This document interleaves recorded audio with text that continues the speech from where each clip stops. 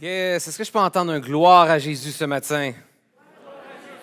Yes, c'est vraiment une joie de pouvoir être avec vous ce matin, mais aussi de m'insérer et poursuivre votre série sur les miracles.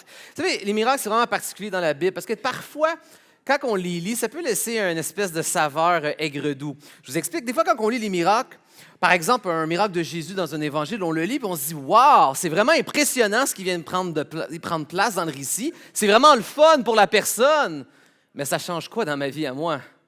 Mais ça, ce n'est pas la bonne façon de lire les miracles. Pourquoi? Parce que tous les miracles dans la Bible disent quelque chose de ceux qui sont en Jésus-Christ. Parce qu'à chaque fois que Jésus fait un miracle, qu'est-ce qu'il fait? Il est en train de démontrer qu'il est celui qui est capable de rétablir toutes les conséquences de la chute et du péché sur cette création et sur ce monde. À chaque fois que Jésus fait un miracle, il montre « Je suis celui qui est capable de racheter, de restaurer, de sauver et de pardonner. Je suis celui qui est capable de renverser ce qui a été fait dans le Jardin d'Éden à la chute. » Autrement dit, les miracles, c'est quoi? C'est un avant-goût. C'est littéralement une petite bande-annonce du ciel qui est à venir. Vous savez, une bande-annonce, quand l'été arrive, c'est quoi? C'est une petite illustration d'un bien grand meilleur film qui est à sortir durant l'été. C'est ça, les miracles de Jésus. C'est une petite bande-annonce du merveilleux film du retour de Jésus, de la restauration de toute la création. Ça veut dire qu'à chaque fois que tu lis un miracle de Jésus, ce que tu dois voir, c'est voici un petit aperçu de ce que Jésus est allé me gagner à la croix. Tous les miracles disent quelque chose de celui qui est en Jésus-Christ. Tous les miracles te concernent. Pourquoi? Parce que les miracles sont en train de démontrer qu'est-ce que tu as en héritage assuré pour certains, une fois pour toutes, à la croix de Jésus-Christ. Donc, tous les miracles disent quelque chose dans ta vie. Et c'est pourquoi la manière de lire le miracle, ce n'est pas « voici, il est arrivé quelque chose d'extraordinaire et d'impressionnant à quelqu'un d'autre », c'est « voici ce que Jésus m'a gagné à la croix ». C'est une chose que d'être capable de prétendre, mais c'en est une chose que de le démontrer et de le prouver. Jésus est non seulement celui qui dit « je viens pardonner le péché, je viens restaurer la création », mais c'est celui qui le démontre à travers le miracle et qui vient une fois pour toutes nous le sécuriser à la croix. Et c'est pourquoi tu peux être certain que tous les miracles de Jésus, c'est ton héritage à toi, acquis et assuré à la croix de Jésus-Christ. Et tu peux lui faire confiance parce qu'il l'a démontré. Il est à la hauteur de ses prétentions. Puis si je reprends mon illustration du début, comment on doit lire les miracles? Eh bien, c'est un peu comme si tu ouvrais le journal et là, tu lis « Ton voisin a gagné à la loterie le gros lot des millions de millions ». Là, c'est ce que tu dis, encore une fois, c'est impressionnant et c'est le fun pour lui, mais ça ne change pas grand-chose pour moi. Mais lire les miracles de Jésus, comme je viens de le mentionner, c'est relire la situation et c'est comme si ton voisin avait ajouté dans le journal cette phrase « Mais j'aime tellement mon voisin que j'ai décidé d'y donner tous mes millions ». Là, c'est plus juste quelque chose d'impressionnant. Là, maintenant, ça te concerne, c'est promis. C'est écrit noir sur blanc dans le journal. Et on s'entend que même si, sur le coup, dans l'immédiat, tu ne les as pas encore, les millions dans ton compte, on est d'accord que ça change quand même ta vie. Ça va changer radicalement ta perspective et ton regard. Dans les réalités, peut-être que ta maison a les mêmes problèmes, ton auto a les mêmes problèmes, peut-être qu'au travail, tu as les mêmes problèmes, mais la réalité, c'est que même si tu ne l'as pas là, l'argent, tu l'as promis, écrit noir sur blanc dans le journal, ta vision de la vie va changer radicalement. C'est la même chose en Jésus-Christ. Tu peux être certain que tous les miracles que Jésus a fait sont sur un compte scellé et sécurisé au nom de tous ceux qui sont en Jésus-Christ. Et ça a été accordé à la croix.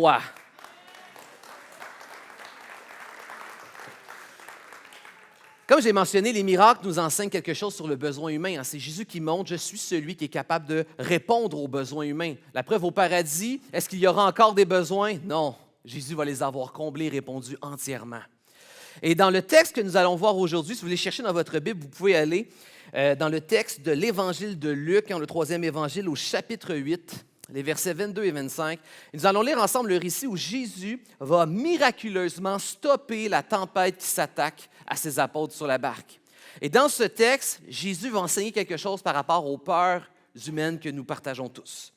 Et ce qui est impressionnant dans ce récit, c'est que nous allons voir que Jésus n'est pas là pour détruire les peurs humaines, mais pour transformer les peurs humaines. Ce que Jésus va faire ici, c'est ne pas faire disparaître la peur des apôtres, mais sanctifier la peur des apôtres. Et c'est pourquoi le titre de mon message, c'est « Comment passer de la peur à la sainte crainte ». Jésus veut transformer nos peurs, il veut racheter nos émotions. Donc, je l'ai dit, c'est l'Évangile de Luc, le chapitre 8, les versets 22. Si vous n'avez pas votre Bible, le texte va apparaître à l'écran. J'en fais la lecture. Un jour, Jésus monta dans une barque avec ses disciples et il leur dit « Passons sur l'autre rive du lac. » Et ils partirent. Pendant qu'ils naviguaient, Jésus s'endormit. Une bourrasque fondit sur le lac. La barque se remplissait d'eau. Ils étaient en danger, dit le texte. Ils s'approchèrent et réveillèrent Jésus en disant « Maître, Maître, nous périssons !» Il se réveilla, menaçant le vent et les flots qui s'apaisèrent et le calme se fit. Puis il leur dit « Où est votre foi? » Saisis de crainte et d'admiration, ils se dirent les uns aux autres, « Qui est celui-ci? » Car il commande même au vent et à l'eau, et lui obéissent. Première chose qu'on voit dans ce texte, c'est que les disciples ont peur. Et c'est normal d'avoir peur. Alors, la peur, c'est un signal d'un danger. Et qu'est-ce que le texte nous dit? Le texte le dit, ils étaient en danger. L'eau remplissait la barque, ils coulaient. Ils étaient réellement en danger. Donc, le signal était correct, le signal de la peur. Première chose qui est importante de saisir, c'est que les émotions sont créées par Dieu. Les émotions sont voulues de Dieu. Les émotions ont une fonction importante dans nos vies. Nous ne devons pas ignorer les émotions. Contrairement à ce que parfois on peut penser, les émotions ne sont pas apparues avec le péché après la chute. Il y avait des émotions dans le jardin d'Éden, paradis terrestre. Il y en a qui pourraient se dire, oui, mais quelle est la place de la peur dans un jardin parfait? Laisse-moi te dire, si Adam avait correctement exercé une sainte crainte dans le jardin, il aurait préféré avoir une plus grande crainte du Dieu créateur de la vie et source de la vie plutôt que de suivre Satan dans sa rébellion et sa révolte contre le créateur de la vie. Il serait resté attaché au Dieu de vie. C'est parce qu'Adam n'a pas exercé une sainte crainte que la chute et le péché est arrivé dans le monde. Donc, les émotions sont voulues de Dieu, même qu'un des problèmes qu'on voit dans le Jardin d'Éden, c'est de ne pas avoir correctement exercé la sainte crainte voulue de Dieu. Les émotions sont voulues de Dieu, et notamment la peur, comme dans le récit, c'est un signal d'un danger, et il y a des dangers réels. Si tu es un étudiant, et que tu as un examen important demain, et que tu as passé la nuit à faire la fête, c'est normal que tu sois stressé quand tu te lèves le matin et que tu t'en vas affronter ton examen. Normal. Si tu es un homme marié depuis plusieurs années, tu reviens du travail, tu es coincé dans le trafic et là, tu viens de te souvenir que c'est ton anniversaire de mariage, tu es en danger. Le danger est réel. Les émotions sont censées être des indicateurs. C'est un peu comme les petits lumineux sur le tableau de bord. Vous avez une voiture, vous avez des lumineux, hein, vous savez, le fameux check engine. C'est un petit lumineux. Qu'est-ce que ça dit, ce lumineux-là? Il y a quelque chose dans la voiture que tu dois vérifier et peut-être même un problème à régler. C'est ça, les émotions. Les émotions, c'est des indicateurs qu'il faut s'arrêter, vérifier quelque chose et peut-être qu'il y a quelque chose, un problème qui doit être réglé. Et voici maintenant qu'est-ce que le péché fait à nos émotions.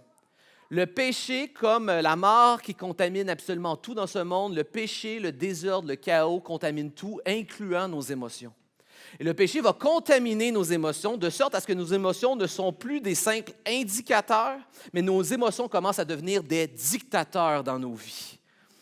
Nos émotions ne sont plus simplement un signal qu'il faut observer à la lumière de la volonté de Dieu, mais c'est nos émotions qui commencent à contrôler nos actions. On agit sous l'impulsion de nos émotions. On n'est plus dans la réflexion, on est uniquement dans la réaction à nos émotions. Et c'est ça le problème. De la même manière, vous savez, le péché, c'est la contamination. La mort contamine tout, un peu comme la pourriture qui s'étend sur des fruits. La mort contamine aussi et rend nos émotions pourries.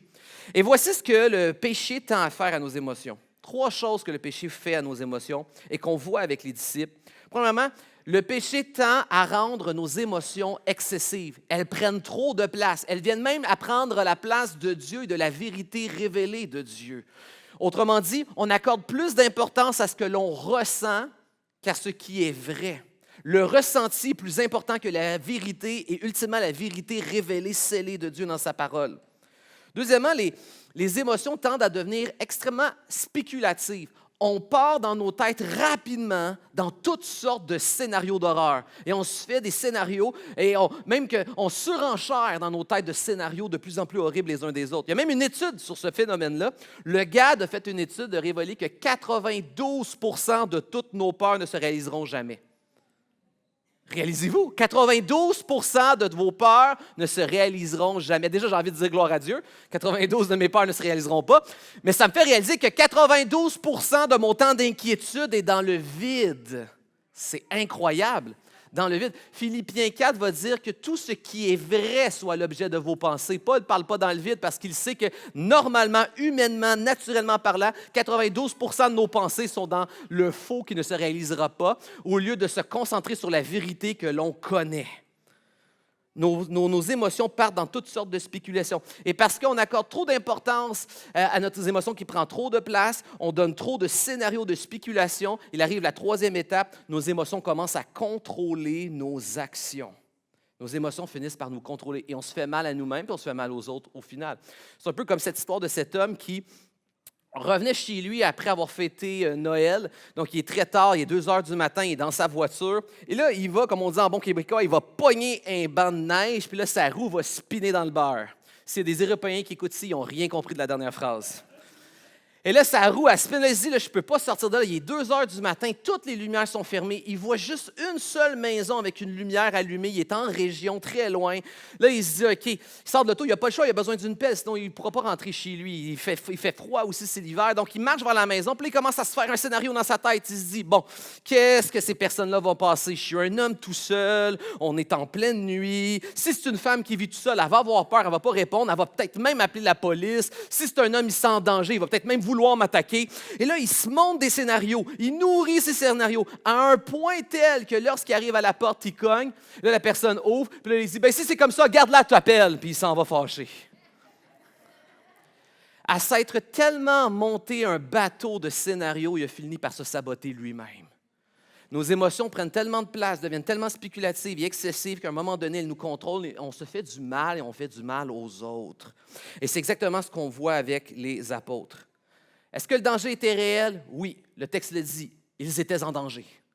Mais c'est leur conclusion excessive qui prend la place. « Maître, maître, nous périssons! » On voit tout ça ici. On voit des apôtres qui, à ce moment-là, mettent beaucoup plus d'importance sur leur ressenti du danger plutôt que sur la vérité que Jésus était dans le bateau. Jésus était là, mais plus d'émotions sur le ressenti que sur la vérité.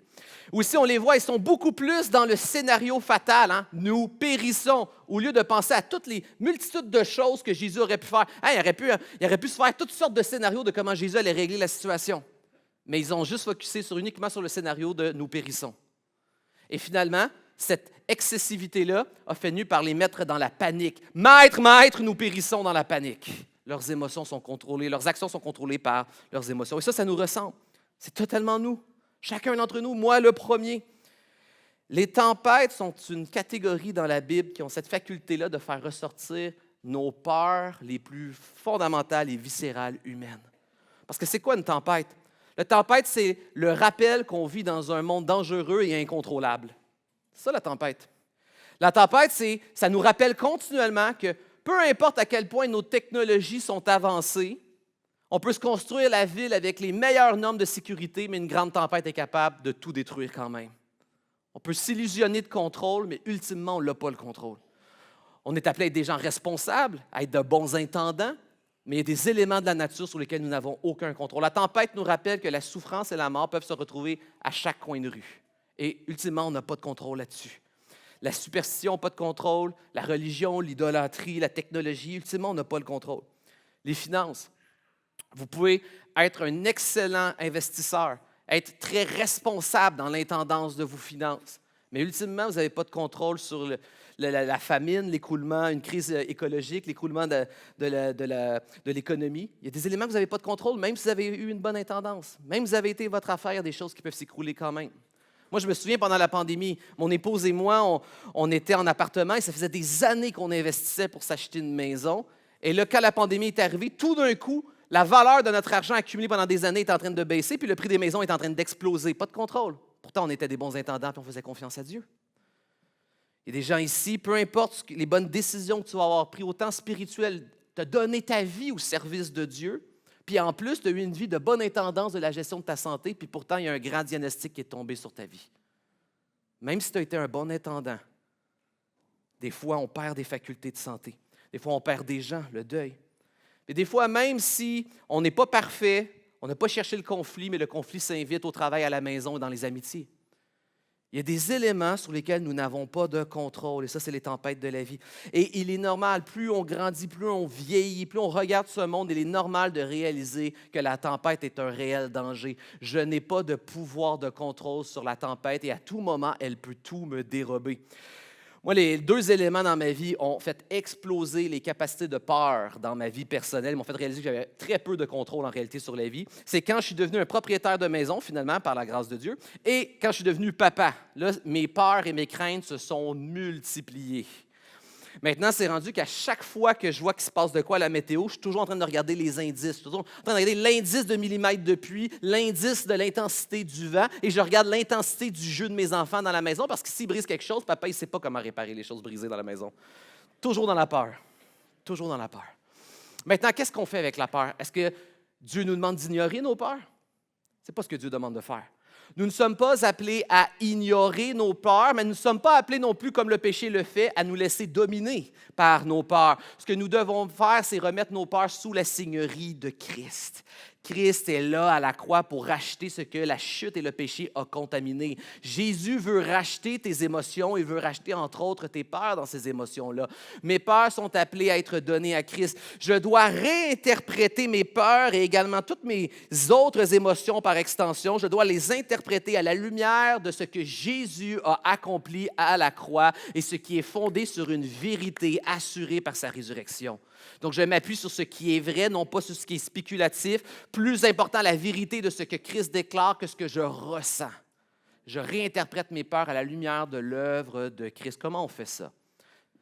Simple.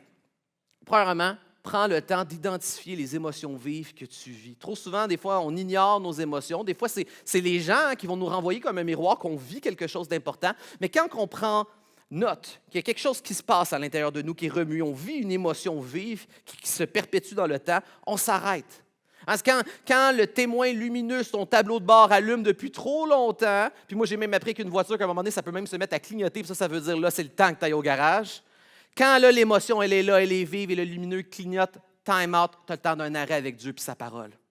Identifie l'émotion. Après, analyse l'émotion. L'émotion, c'est un signal. Hein? Quelle est la cause de cette émotion-là? Quel est l'élément que je dois évaluer, vérifier et peut-être même régler dans ma vie? Troisièmement, retourne à la vérité de la parole. Qu'est-ce que la parole dit sur cette émotion? Qu'est-ce que Jésus a accompli pour sauver et racheter cette émotion-là? Puis la quatrième étape, maintenant, tu joues ta responsabilité à toi. Quelle est la part de ma responsabilité que Dieu me demande à moi de jouer dans cette histoire-là? Et la dernière étape, cinquième étape, tout le reste, tu le laisses entre les mains de Dieu. Ce n'est pas simple, mais c'est simple en même temps. Ces simples étapes qu'on doit apprendre par la foi à marteler dans nos vies. Tu sais, je reprends l'exemple de l'examen. Si maintenant tu es un étudiant et tu décides de faire confiance à Dieu, tu joues ta part de responsabilité. Tu as étudié comme tu étais capable dans ton temps et dans tes capacités. À la fin de ton étude, tu remets ça entre les mains de Dieu. Le reste, ça lui appartient. Si toi, tu as été responsable, si toi, tu as étudié et tu le fais au mieux de tes capacités, ton avenir et ta destinée n'est pas entre tes mains, mais dans sa souveraineté à lui. À partir de ce moment-là, tu lui fais confiance. Si c'est sa volonté que ça puisse fonctionner, il va utiliser tes capacités pour sa gloire. Et si ce n'est pas sa volonté, il peut fermer une porte parce qu'il y a mieux pour toi. Ne reste pas attaché aux choses de la terre, mais fais confiance à Dieu. Fais juste être responsable devant lui. Ce que tu contrôles, c'est toi qui le joues, mais ce que tu ne contrôles pas, tu le remets entre tes mains. L'émotion est là pour te rappeler de dépendre de lui, mais aussi d'être responsable dans l'équation. C'est ça l'émotion. Et on peut le faire avec tous les types d'émotions. Prenons quelques exemples, juste pour que ça devienne pratique et concret. La colère, par exemple. Qu'est-ce qu'on fait avec notre colère? La colère, c'est un indicateur. C'est un indicateur que tu ressens une injustice. Tu réagis à un mal que tu as perçu. Autrement dit, tu perçois un conflit non réglé. Il y a un problème, il y a quelque chose à régler. C'est ça que le signal te renvoie continuellement en toi. Donc, tu dois t'arrêter et évaluer cette émotion. Te dire, OK, quelle est la cause de ce signal voulu de Dieu? Il y a quelque chose que je dois régler. Puis si tu ne prends pas le temps de t'arrêter et de l'identifier, quand on fait juste réagir à l'émotion, qu'est-ce qui se passe quand le péché s'en prend de l'émotion du colère? On peut devenir agressif, méchant, même jusque de devenir violent. Puis si ça persiste dans le temps puis on ne fait rien, bien souvent, ça se transforme en amertume, en ressentiment. Des fois même, ça se transforme en vengeance froide. Ça se transforme en commérage. Et c'est pourquoi il faut s'arrêter et évaluer nos sentiments de colère et d'injustice. Maintenant, on regarde à la parole et à l'accomplissement de Christ. Qu'est-ce que la Bible dit? La Bible dit que Dieu est un parfait juste juge et que nous avions tous devant lui une dette qui nous était impossible à tous et à chacun de remplir. La parole me rappelle qu'avant même de regarder la paille dans l'œil de mon voisin, j'ai une poutre dans mon œil que je n'étais incapable de rien faire avec cette poutre-là. Mais la Bible ne s'arrête pas là. La Bible te rappelle que Jésus a été ta justice devant ce Dieu éternel et infini. Tu avais une dette éternelle et infinie devant ce Dieu. Tu méritais la coupe de la colère de la justice sainte de Dieu, mais Christ l'a bu à ta place. Et ça, c'est incroyable. Jésus a déjà dans ma vie accompli le miracle de pardonner l'impardonnable. Il m'a effacé l'enfer devant moi parce qu'il l'a absorbé à ma place devant Dieu. Il m'a sauvé et Jésus m'a gardé d'un très grand jugement à venir. Et ça devrait en retour me donner la puissance d'être capable de me garder de trop juger durement mon frère ou ma sœur. Il m'a sauvé d'un tellement, tellement grand jugement. Je devrais être doux et bienveillant envers mon frère et ma sœur, même si je vis une injustice, parce qu'il m'a tellement gardé d'un grand jugement. Quand on comprend à quel point, quand on mesure réellement à quel point nous méritions le juste jugement de Dieu, mais comment Christ l'a pris à notre place, il devrait y avoir une puissance en nous qui prend place pour le pardon et pour la grâce dans l'injustice. Une puissance dans le pardon. Mais plus que ça, on apprend aussi dans la parole que non seulement Dieu est un juge parfait, Jésus a été notre justice, mais Dieu aussi est le juge parfait, bon et vengeur final qui vient régler tous les problèmes dans ce monde. Et ça aussi, c'est un autre appel. C'est non seulement Dieu pour moi, il me donne la puissance du pardon parce qu'il m'a déjà pardonné l'impardonnable, mais Dieu aussi me donne le soulagement qu'ultimement, il est un juge parfait qui voit tout, qui calcule tout, qui n'oublie rien, qui apportera un jugement final parfait. Ça, c'est important. Pourquoi? Parce que c'est un rappel que, tu sais, sans Jésus, toutes les petites injustices invisibles de nos vies, on a l'impression que c'est perdu dans le néant d'un univers impersonnel, froid, qui n'a rien à faire. Mais la réalité, c'est que ce n'est pas ça. Si tu es en Jésus, il n'y a aucune souffrance ou injustice que tu as subie dans ta vie qui était anonyme et que personne n'a vu et comptabilisée. Toute souffrance que tu as subie, toute injustice que tu as subie, Dieu les a tous vues et comptabilisé, et la Bible déclare qu'il est un juste, parfait, bon juge. Est-ce que tu le crois ce matin? Il n'y a aucune souffrance que tu as vécue que Dieu n'a pas vue et calculée et comptabilisée. Mais en même temps, il voit toutes nos injustices. Et c'est pourquoi, en Jésus-Christ, je me rappelle toujours, Jésus est à la fois ma justice devant Dieu, mais il est à la fois aussi mon justicier qui me défend. Et c'est pourquoi je peux aller maintenant dans la vie avec une puissance dans le pardon, mais aussi une paix et un soulagement dans l'injustice que je subis. Ça, c'est l'œuvre que Jésus a accomplie. C'est comme ça que Jésus veut racheter nos moments de colère dans nos vies. On peut faire la même chose avec la tristesse. C'est quoi la tristesse? La peine et la tristesse, c'est une réaction à la perte. Ça peut être avoir perdu des capacités, perdu notre santé, perdu une personne. Ça peut être aussi niaiseux qu'avoir perdu une belle journée de congé qui est tombée à l'eau à cause de la pluie. Vous savez, il y a toutes sortes de niveaux de peine dans nos vies. Et c'est pourquoi quand on ressent qu'on vit de la peine, c'est important de se mettre à analyser. Quelle est la cause de cette peine-là? Est-ce que ça se peut même que quelque chose a pris trop de place? Je vis beaucoup trop de peine pour ce que c'est. On évalue nos peines, on analyse nos peines. Est-ce qu'il commence à avoir quelque chose de trop excessif qui prend la place de Dieu dans ma peine? Et si on ne prend pas le temps d'aller, comme je l'ai dit, à la parole et de soumettre notre peine à la seigneurie, à la victoire de Jésus à la croix, quelle est la tendance du péché lorsque la peine devient excessive? La peine se transforme en désespoir. C'est quoi le désespoir? Le désespoir, c'est de dire, plus jamais je ne goûterai à cette joie, à ce plaisir ou à cet amour dans le reste de ma vie. C'est ça le désespoir. Le désespoir, c'est de dire plus jamais. J'ai connu un amour, j'ai connu une joie, j'ai connu un confort et un plaisir, et il n'y a plus d'espoir. Plus jamais je ne regoutterai à ça. Le meilleur est derrière moi et plus jamais je ne goûterai à du bon. C'est ça le désespoir.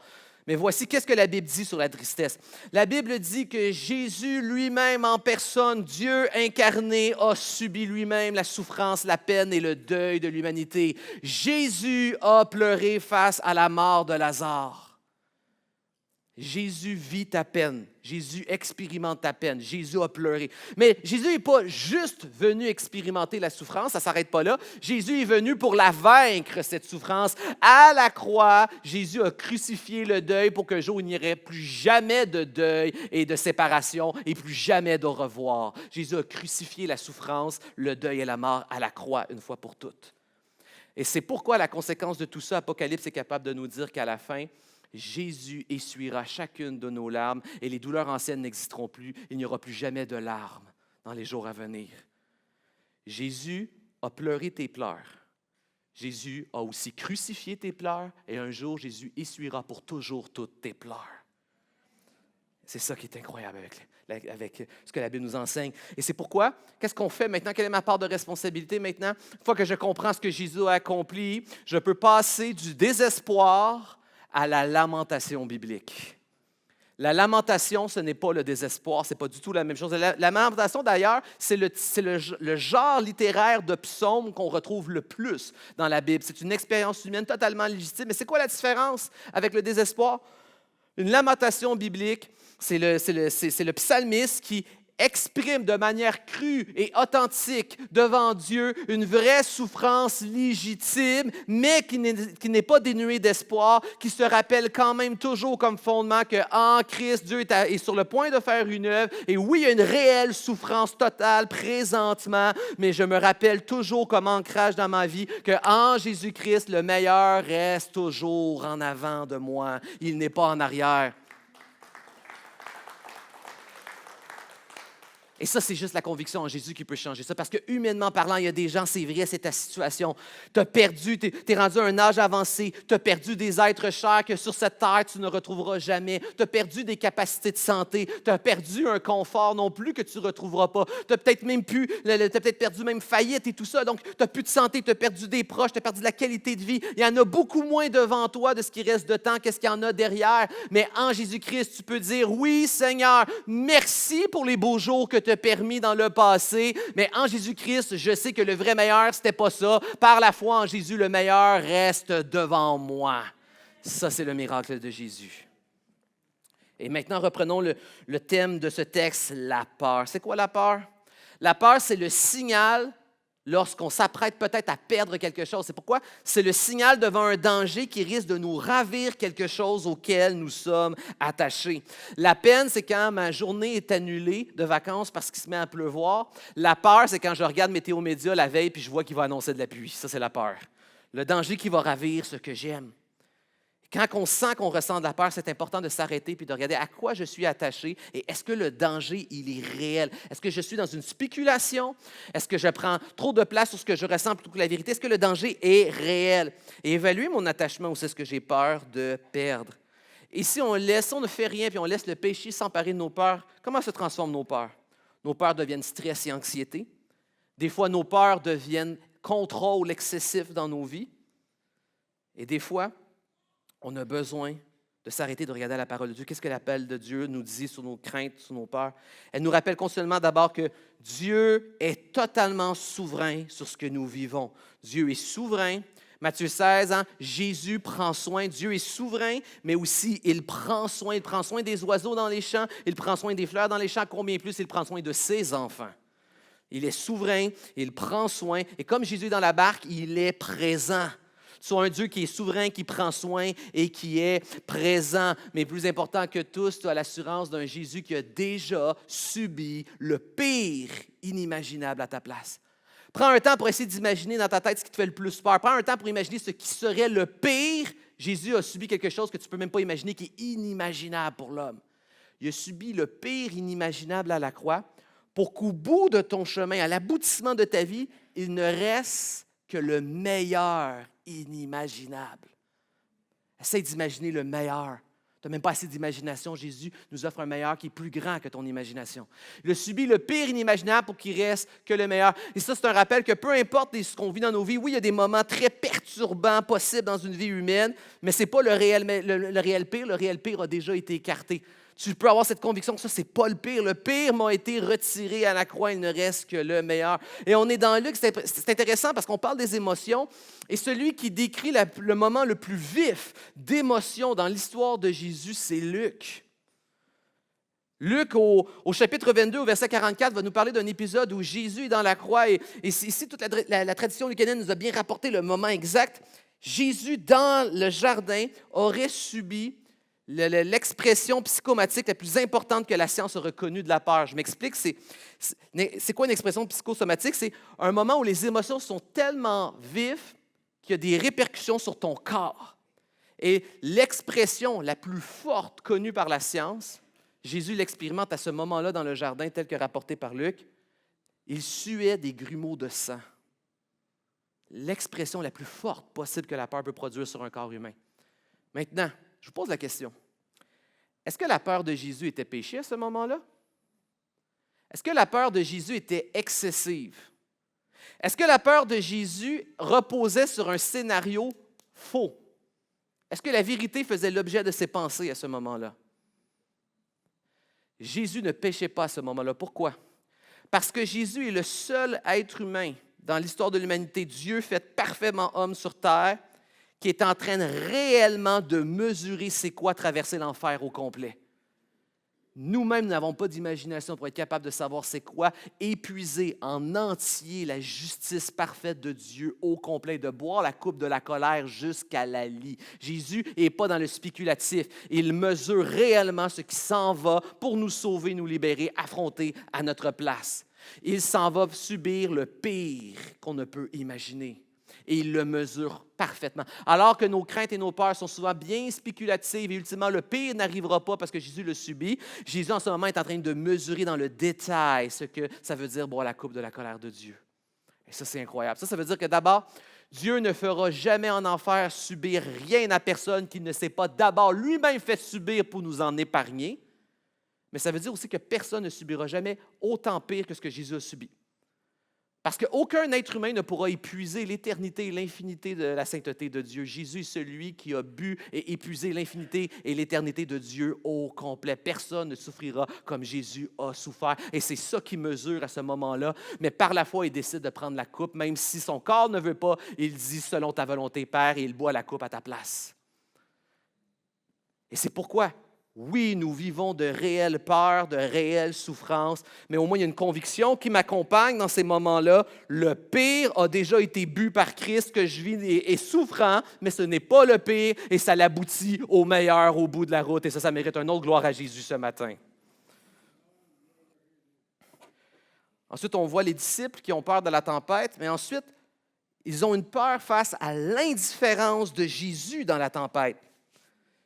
Le texte va nous dire, Luc va nous dire, il s'endormit en parlant de Jésus. Puis on va voir les disciples ensuite paniquer de manière excessive face à ce qui se passe autour de eux, face à l'eau qui rentre dans la chaloupe. Et la réalité ici, c'est ça que ça ressemble encore une fois à chacun d'entre nous. Le fait que Jésus dort, comment il l'interprète? Si Jésus dort, c'est qu'il ne voit pas ce qui se passe, ce qui nous arrive. Si Jésus ne réagit pas présentement dans la souffrance, c'est qu'il ne se soucie pas de nous. Parce que s'il nous aimait, il agirait. Une peur de l'indifférence de Jésus, ça, c'est le réflexe humain.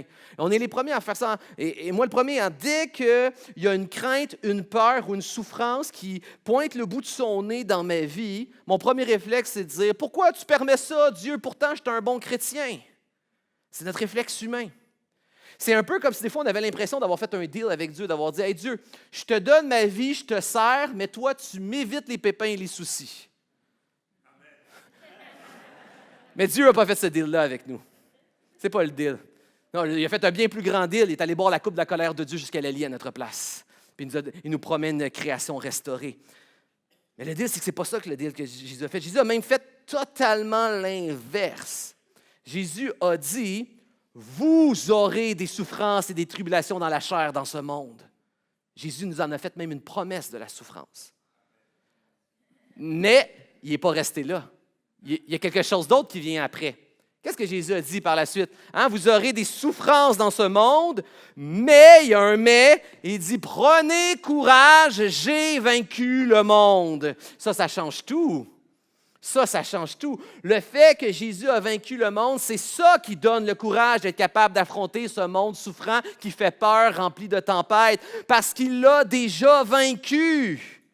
Donc oui, on affronte des moments où des fois, on ne voit pas d'où l'issue va venir, mais on n'est pas dans du complet inconnu parce que quelqu'un l'a déjà traversé et l'a déjà vaincu et nous avons l'assurance qu'on va le traverser aussi, puis on va tomber dans sa victoire à lui. C'est le concept du précurseur. Jésus a déjà vaincu le monde. Il est notre précurseur dans la victoire de ce monde. Vous savez, c'est quoi un précurseur? Un précurseur, c'est lorsque, à l'époque, dans la Méditerranée, des bateaux s'approchaient, il y avait souvent, l'eau pouvait être houleuse, il pouvait y avoir beaucoup de brume, on ne voyait pas, et il y avait beaucoup de récifs. Alors, les gros bateaux restaient en eau profonde, et on envoyait une chaloupe avec une chaîne, une grosse chaîne de bateaux. Et la petite chaloupe traversait les eaux houleuses, traversait les récifs, traversait la fumée, la brume, et lorsqu'elle était rendue à terre, elle pouvait maintenant mettre l'ancre sur terre. Alors, le bateau n'avait qu'à se laisser guider et suivre l'ancre. Donc, il y avait de la houle, il y avait des récifs inquiétants de tous bords, tous côtés, il y avait de la fumée, on ne voyait rien, il y avait de la brume, mais au moins, on faisait juste suivre lentement la chaîne, le précurseur, jusqu'à la plage en sécurité. C'est exactement ce que Jésus a fait, il est ton précurseur. C'est-à-dire que, oui, tu es dans une mer qui est agitée, ça fait peur, il y a des récifs qui peuvent te tuer à gauche et à droite, tu ne vois rien à cause de la brume, toi, tu ne vois pas plus loin, Dieu voit tout, mais nous, on ne voit rien, on est dans la brume, mais Jésus a déjà traversé, je suis uni à Christ, je suis attaché à Christ, il a vaincu le monde. Alors oui, je suis dans l'inquiétude et j'ai peur, mais je me rappelle que je tiens la chaîne unie à lui. Il a vaincu le monde, alors je vais sortir de ces craintes-là. Je vais sortir de cette tempête-là. Je vais sortir de cette brume-là et je vais aboutir sur l'île paradisiaque du Christ qui a restauré la création parfaitement. L'assurance totale de la victoire de Jésus à la croix est notre plus grande puissance pour être capable d'aller, comme Jésus a dit, avec courage, sachant qu'il a vaincu le monde. Parce qu'il existe des souffrances qui sont plus grandes que les souffrances des circonstances extérieures. Prenez Job dans l'Ancien Testament. Job a subi toutes les souffrances de circonstances extérieures possibles. Il a perdu tous ses enfants. Moi, j'ai 2 enfants, puis je ne saurais même pas comment survivre à la perte d'un de ces 2-là. Puis il y a des gens, peut-être même ici dans ce lieu, vous avez vécu ça. Job a perdu tous ses enfants. Job était riche, il a perdu tous ses avoirs. Job a perdu sa santé. Job a été trahi par ses amis, puis même par sa propre épouse. Tout seul, malade, plus d'enfants, trahi de tous, abandonné.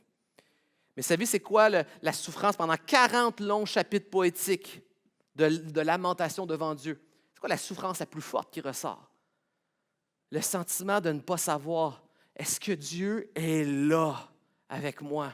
Est-ce que je suis rejeté, maudit de Dieu? Est-ce que même Dieu est là, réellement existe? Sa souffrance, elle est par rapport à Dieu, ultimement, de ne pas savoir. La plus grande victoire du chrétien, c'est de savoir.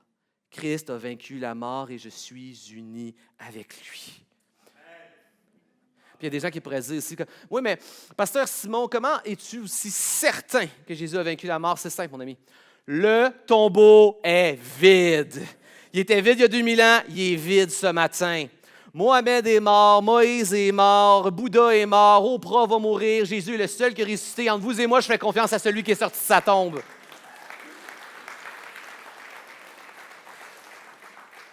Il y en a un seul qui a affronté la mort et qui a vaincu la mort, qui est sorti de sa tombe. Moi, je fais confiance à ce gars-là.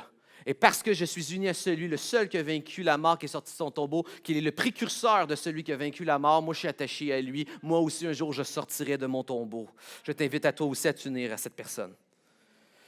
Et, comme je l'ai dit, il y a des souffrances plus grandes que juste les souffrances extérieures. Moi, j'ai une petite fille, elle a un tempérament un peu anxieux, puis je sais comment ruiner la journée de ma fille. Si ma fille, au début de la journée, elle me dit « Papa, est-ce que ce soir, toi puis moi, on pourrait écouter une petite émission, s'il te plaît, à la télévision? » Puis si je dis à ma fille « Peut-être », je viens de ruiner sa journée. Parce que là, elle va passer la journée à essayer elle va revenir 100 000 fois avec la question « Est-ce que oui, est-ce que non? Est-ce que j'ai été assez correct? C'est quoi que je dois faire pour sécuriser la soirée avec toi? » Et je vais rendre sa journée hyper anxieuse et toute sa journée va être simplement une journée de performance pour essayer de gagner son privilège.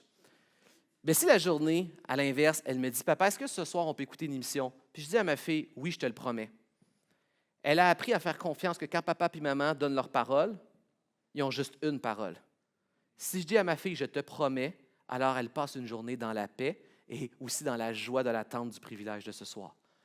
Celui qui est en Jésus-Christ a l'assurance et la promesse même inscrite dans l'histoire humaine que tu vas pouvoir bénéficier de tout ce que Jésus t'a gagné en héritage à la croix.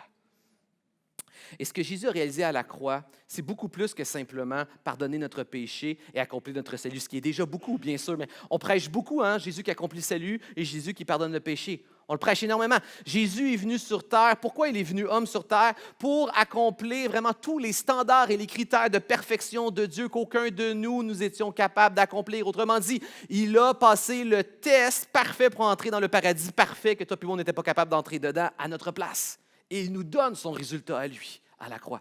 Mais plus que ça, il vient non seulement accomplir la vie que nous n'étions pas capables d'accomplir en étant parfait à notre place, mais il reçoit la mort et la conséquence à la croix qu'on méritait recevoir, nous éviter l'enfer éternel devant Dieu. Il est parfait à notre place et prend notre péché à notre place. Et par sa résurrection dans l'histoire humaine, il nous donne cette assurance réelle que nous aussi, nous allons un jour sortir de notre tombeau et être dans la joie parfaite de Dieu pour l'éternité. C'est ce que Christ a accompli. Mais il n'a pas simplement, comme j'ai mentionné, il n'a pas juste accompli notre salut en étant parfait à notre place. Il n'a pas juste payé nos péchés à la croix. Jésus a aussi payé le prix nécessaire pour racheter le cosmos en entier, cette création qui est tombée sous la chute. Jésus a payé ce qui était nécessaire pour être capable de nous offrir une nouvelle création belle, parfaite et renouvelée, éternelle. C'est ce que Jésus a fait. À l'origine, quand Dieu a créé ce monde, le jardin d'Éden est décrit comme justement le paradis sur la terre. Dieu crée ce jardin d'Éden avec la même énergie qu'un papa puis une maman commencent à créer une chambre d'enfant lorsqu'ils vont avoir leur premier-né. Tout est réfléchi pour bénir et préserver le fruit de notre amour.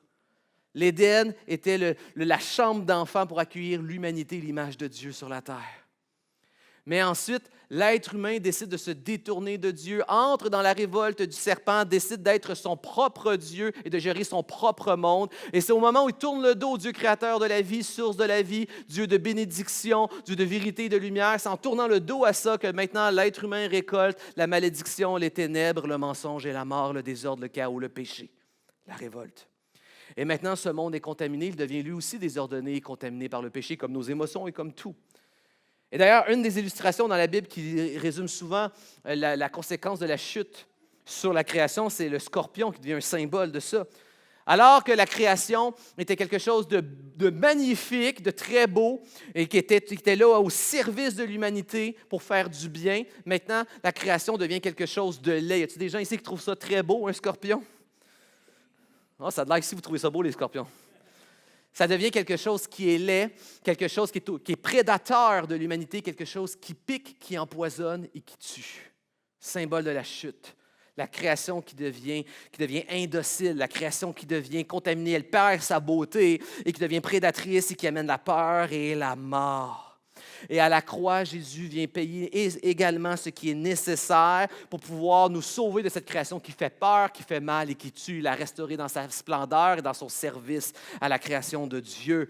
Jésus à la croix, il y a bien plus que simplement un homme exécuté. Il y a un homme qui boit la coupe de la colère de Dieu, mais qui se laisse aussi transpercer et tuer par sa propre création pour la restaurer et la sauver. À la croix, Jésus est crucifié sur le bois, mort d'un arbre. Et à la croix, il est transpercé par sa création, torturé par sa création, il est tué par sa création, il est même mordu dans le crâne par sa création. Le premier symbole de la chute en Genèse. Lorsque l'homme et la femme sortent du jardin d'Éden, quelle est la première conséquence que Dieu va dire à Adam? Il dit, tu vas cultiver la terre, elle ne te donnera plus de fruits, mais elle te donnera des ronces et des épines. Et c'est pourquoi sur sa tête, Christ a été couronné d'une couronne de ronces et d'épines qui nous ont enfoncés dans son crâne au plus profond qu'ils étaient capables. Il a été mordu, transpercé, torturé par sa propre création, absorbant toute la conséquence de cette chute malheureuse sur la création pour pouvoir nous offrir une création renouvelée, rachetée et restaurée. Au jour du retour de Christ, il nous offrira cette nouvelle création, comme la parole le dit, qui redeviendra le théâtre de la pleine manifestation de la gloire de Dieu.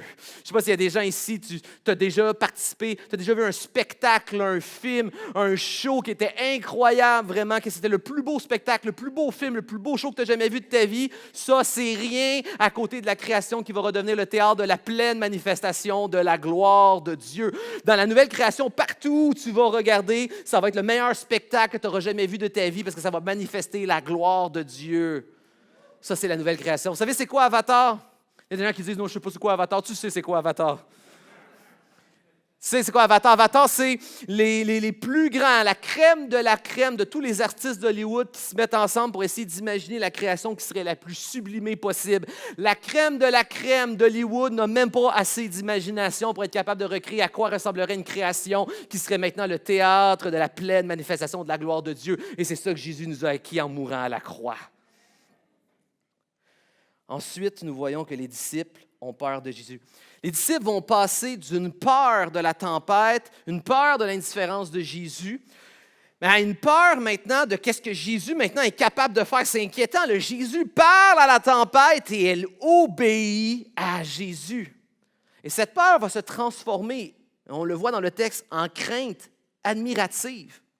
Mais il faut qu'il y ait cette transition-là. Si tu restes à la peur de Jésus sans passer à la crainte admirative sanctifiée, tu as un problème. Ça, je l'ai souvent vu en tant que pasteur, que je rencontre beaucoup de chrétiens, souvent des enfants de chrétiens qui sont nés dans l'Église et tout ça. Je réalise que beaucoup ont développé une très grande compréhension de la grandeur de Dieu, de la gloire de Dieu, de la sainteté de Dieu, mais une très pauvre compréhension de son amour, de sa compassion et de sa grâce. Ça fait des chrétiens qui vivent écrasés dans la peur. Si des enfants ont un père fort, puissant, sévère, mais ne connaissent pas son amour et sa grâce, ce sera des enfants écrasés et effrayés pour le reste de leur vie. Et il y a beaucoup de chrétiens qui sont dans cette catégorie-là, malheureusement. On ne doit pas juste rester à la peur que Christ est tout-puissant, mais on doit comprendre le Dieu bon qu'il est pour nous. Et il n'y a pas de raccourci pour ça. Comment passer d'une compréhension claire et juste de la souveraineté, gloire et sainteté de Dieu à un Père d'amour? Il n'y a pas de raccourci. Tu dois apprendre à connaître Dieu personnellement. C'est la prière que Paul fait dans plusieurs de ses épîtres, Philippiens, Colossiens, Éphésiens. Et il prie que vous connaissiez Dieu. Pas juste connaître des informations. Je peux connaître des informations sur quelqu'un ou je peux connaître la personne. Paul prie pour que les croyants puissent connaître véritablement Dieu. Et la seule manière de connaître Dieu, c'est à travers Jésus. Il n'y a pas de chemin au Père autre que par Jésus-Christ, celui que le Fils a, le Père. C'est à travers l'amour parfait de Jésus-Christ. Et en Jésus-Christ, c'est dans ta relation avec Jésus que tu peux connaître le Père et voir que oui, il est un Dieu tout-puissant et inquiétant, mais il est ton Père et ton ami si tu es en Jésus-Christ. Et c'est ça qui est incroyable. Pensez, peut-être déjà ici, vous connaissez le livre ou les films, les Chroniques de Narnia qui ont été écrits par C.S. Lewis, qui était un grand défenseur de la foi chrétienne et qui a écrit ces ouvrages-là comme une allégorie de la vie chrétienne. Et dans le premier tome, tu as les enfants qui arrivent dans le monde de Narnia. Et là, ils vont rencontrer un couple de castors qui va leur amener vers le roi de ce monde, qui est une représentation de Jésus, qui est le lion Aslan. Là, ils vont dire aux enfants, on va vous présenter Aslan. Et là, les enfants vont répondre au couple de castors, c'est qui ça, Aslan? C'est quoi ça, un Aslan? Là, les castors vont dire, c'est un lion. Et là, la petite fille du groupe va dire, oh, moi, je ne suis pas certaine que je veux rencontrer un lion, ça fait peur, un lion. Et le couple de castors va répondre à l'enfant, tu as raison, il est toujours dangereux de rencontrer un lion. Mais ce lion-là, on le connaît.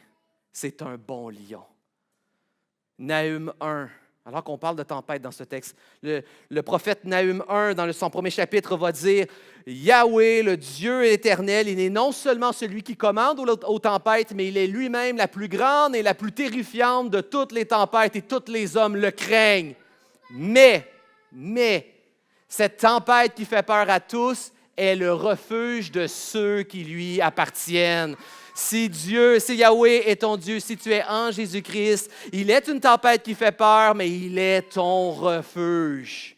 Celui qui est en Dieu n'a pas peur de la tempête est son refuge. Parce que tu es en Jésus. Connais ton Père en Jésus-Christ. Jésus est le Fils bien-aimé de Dieu. Celui qui est en Jésus-Christ est pleinement aimé du Père. Question pour vous. Est-ce que Jésus peut faire quelque chose pour être plus aimé du Père? Non. Est-ce que Jésus peut faire quelque chose pour être moins aimé du Père? Non. Est-ce que le Père peut rejeter le Fils? Non. Le Père a déclaré de Jésus, en parlant de Jésus, « Voici mon Fils bien-aimé qui fait des fois mon plaisir. » Non, c'est pas ça que la Bible dit. « Voici mon Fils bien-aimé qui, des fois je l'aime beaucoup, des fois je l'aime moins, mais surtout quand il écoute mes consignes. Voici mon Fils bien-aimé en qui j'ai mis toute mon affection. » C'est ce que Jésus dit de celui qui est en Jésus-Christ. Le Père dit ça de toi si tu es en Jésus. Si réellement tu es en lui, c'est lui qui a accompli ton salut. En Jésus-Christ, il n'y a rien que tu peux faire cette semaine pour que Dieu t'aime plus. Il n'y a rien que tu peux faire pour que Dieu t'aime moins. Si tu es en Jésus, le Père ne te rejette pas parce qu'en Jésus-Christ, il dit, « Voici mon fils et ma fille bien-aimés en qui j'ai mis toute mon affection. » Jésus est l'enfant parfait qui a gagné l'attention du Père pour toi, l'écoute du Père dans ta prière, l'amour du Père, la faveur du Père, le ciel du Père, la bénédiction du Père. Et c'est pourquoi Paul pourra dire en Éphésiens, en Jésus-Christ, vous avez tout reçu pleinement, toute bénédiction spirituelle, parce qu'en Jésus-Christ, il fait tout ton bonheur. En Jésus-Christ, tu fais tout le bonheur du Père. Tu as tout reçu en Jésus-Christ. Donc, oui, dans nos vies, il existe quelque chose qui fait plus peur que nos plus grandes peurs.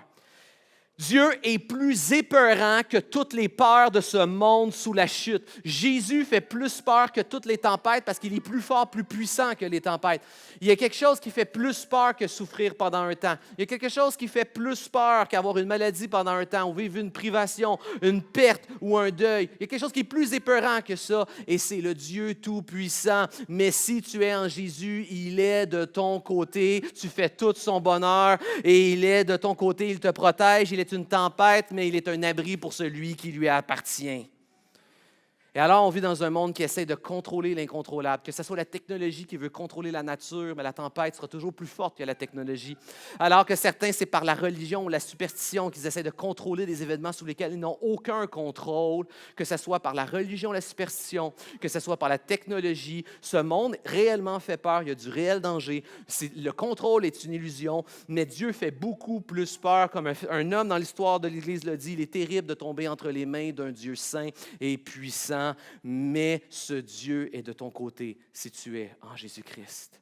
Connais ton Dieu en Jésus-Christ. Et c'est au moment où tu apprends à connaître l'amour de Dieu pour toi en Jésus, oui, plus grand que toutes nos peurs, mais de ton côté en Jésus-Christ, que nous pouvons arrêter d'agir sous l'émotion de la peur et commencer à faire confiance à notre Père qui est plus grand que toutes nos craintes et commencer à agir par la foi en Jésus-Christ dans nos vies. Et j'invite les musiciens à venir me rejoindre. Les disciples passent maintenant de la peur à la véritable crainte, comme nous sommes appelés. La tempête a révélé la peur humaine naturelle qu'ils avaient. Le silence de Jésus dans la barque a révélé leur manque de foi dans un Jésus qui était présent, qui était souverain et en contrôle de leur situation. L'autorité de Jésus, qui est plus grande que les tempêtes, les ont amenés dans la peur. Mais la révélation que Jésus a voulu leur apporter dans cette situation-là a transformé leur peur en crainte, en sainte crainte. L'endroit où Dieu veut nous amener. Une peur qui est sanctifiée.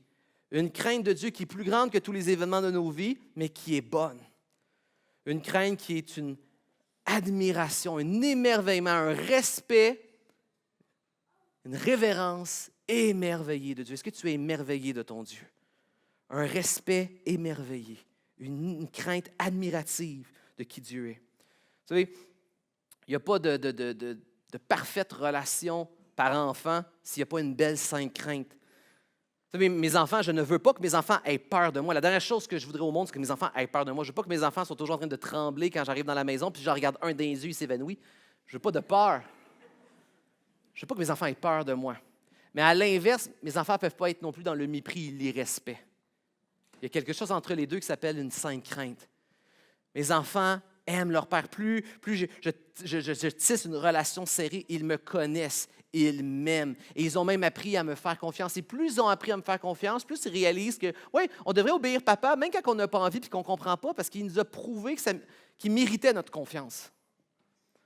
L'amour donne le désir de plaire et la confiance mène à l'obéissance. Tel est un enfant de Dieu devant Dieu. Plus nous apprenons à l'aimer, plus nous voulons lui plaire, et plus nous apprenons à lui faire confiance, plus nous devenons obéissants. Une sainte crainte. Ou bien la même chose avec mon épouse. Il n'y a pas de relation saine dans un mariage s'il n'y a pas une sainte crainte. Non pas, encore une fois, je ne parle pas de peur. Je ne parle pas d'une femme qui a peur de son mari parce que son mari est inconstant et agressif, ou un mari qui a toujours peur de se faire laisser par son épouse alors qu'il fait tout pour lui plaire parce qu'il a juste peur qu'elle le laisse. Ce n'est pas ça que je parle. Mon épouse n'a pas peur de moi. Je n'ai pas peur que mon épouse la laisse, mais pourtant, il y a une sainte crainte où je priorise et valorise tellement l'importance de notre mariage que ça nous amène à prendre des décisions. On va prioriser notre couple, prioriser le mariage, faire attention à l'un et l'autre. Parce qu'il y a une haute conscience, un haute émerveillement de ce que l'on vit ensemble. C'est la même chose qu'on devrait vivre avec Dieu. Le moment dans ma vie où je me souviens d'avoir vécu le plus proche ce sentiment de crainte, c'est quand j'ai eu mon premier enfant. Quand tu as ton premier-né, quand tu es un homme particulièrement, tu as ton premier-né, ton premier bébé, ma petite fille, elle me semblait tellement fragile, j'avais l'impression d'avoir un bébé en porcelaine. Puis moi, j'ai un tempérament naturellement un peu gauche où je me rentre dans tout. Puis là, je n'avais jamais été aussi droit et dans tous mes mouvements. Rien ne va arriver à ce bébé-là. Jusqu'à temps que tu le donnes à grand-maman ou à mamie, qu'eux, ils le prennent par les pieds, ils le retournent, ils font des affaires que tu ne comprends pas comment ils arrivent à faire ça. Mais moi, que je l'avais, c'était tellement précieux. Tellement précieux. Une si haute compréhension de la vie sacrée, précieuse, que tu fais tout pour le préserver. Dieu n'attend pas moins dans notre relation avec lui que cet état-là qui est naturel lorsqu'on reçoit un nouveau-né dans ce monde-là. Nous avons ce réflexe naturel, maintenant on doit le développer surnaturellement envers notre Dieu. Vivre avec une sainte crainte de Dieu, un respect émerveillé de sa personne. Et c'est ce respect émerveillé de sa personne ensuite qui régit nos actions, nos émotions dans ce monde. Peuple de Dieu, on va aller vers un temps de louange. Je vais vous inviter à vous lever. Permettez-moi juste de terminer en priant pour vous. Je vous invite à vous lever pour la louange d'adoration, à pencher la tête, fermer les yeux. Seigneur Dieu. Seigneur Dieu, tu ne caches pas dans ta parole, Seigneur, que nous vivons dans un monde terrifiant, un monde incontrôlable, un monde de tempête, Seigneur, sur lequel nous n'avons aucun contrôle. Que ce soit par notre religion, que ce soit par nos technologies humaines, aucun contrôle. Mais Seigneur, à travers, au sein de la tempête, tout comme Job a eu cette révélation, au sein de la tempête, tu es plus grand et au-dessus de la tempête. Et au sein de la tempête, tu nous tends la main, Seigneur, comme un Père bienveillant qui nous offre gratuitement l'œuvre complète et parfaite de Christ. Qu'il soit notre précurseur dans ce monde déchu. Qu'il soit celui qui l'a vaincu et qui nous donne courage de pouvoir le traverser avec foi et confiance et assurance. Ma prière, Seigneur, c'est que s'il y a des personnes dans ce lieu, Seigneur, qui n'ont pas, Seigneur, encore connu cette confiance, qui n'ont pas encore pris ta main de Père bienveillant, qui ne se sont pas encore accrochés à cette œuvre que tu as permis qu'il soit accomplie par ton Fils Jésus-Christ, qu'ils puissent le faire dès à présent, qu'ils puissent te tendre la main, qu'ils puissent s'accrocher à ton Fils Jésus-Christ pleinement et qu'ils puissent dès à présent saisir dans leur cœur, Seigneur, toute la joie et le renouveau de cette bonne nouvelle que Jésus a accompli notre salut, que nous sommes maintenant unis à lui, qu'il a déjà vaincu le monde. Permets, Seigneur, ce matin que cette œuvre se fasse. Et reçois, Seigneur, comme ton enfant dans ta famille, celui qui s'accroche et s'unit maintenant à ton Fils et à son œuvre parfaitement accomplie. Je te prie aussi, Seigneur, pour tous ceux et celles, Seigneur, ce matin, qui, ça fait peut-être des années, Seigneur, qui se sont déjà attachés à ton Fils, qui t'appartiennent, qui sont tes enfants. Mais à cause, Seigneur, des aléas continuels de la vie, Seigneur, sont en train d'oublier qu'ils sont attachés à Christ. Alors que peut-être en ce moment, les flots, Seigneur, sont plus turbulents que d'habitude, alors que peut-être la bruine est plus épaisse que d'habitude, ils ont l'impression d'être totalement perdus, Seigneur. Rappelez que Jésus, ils sont attachés à toi. Ils n'ont pas à craindre les eaux, ils n'ont pas à craindre les récifs, ils n'ont pas à craindre, Seigneur, le fait qu'ils n'ont pas de vision sur la situation, mais qu'ils puissent mettre le regard, alors que tous ces éléments-là dans leur vie sont vrais là, en ce moment, mais ramène le regard sur ce qui est plus important encore. Ils sont attachés à ta chaîne et tu les amèneras à bon port, Jésus. et qu'ils peuvent en avoir l'assurance sur la croix de Jésus-Christ et le tombeau vide. Merci de nourrir nos foi, Seigneur. Merci de transformer nos peurs. Merci, Seigneur, de te produire ce matin, Seigneur, des enfants nouveaux dans ce lieu et de donner édification et persévérance aux autres, Seigneur, qui t'appartiennent déjà. Et reçois notre louange et notre adoration alors que nous allons vers ce chant et ces chants chantés ce matin. Dans le nom puissant de ton Fils Jésus-Christ, celui que tu nous as donné, nous te prions, Père. Amen.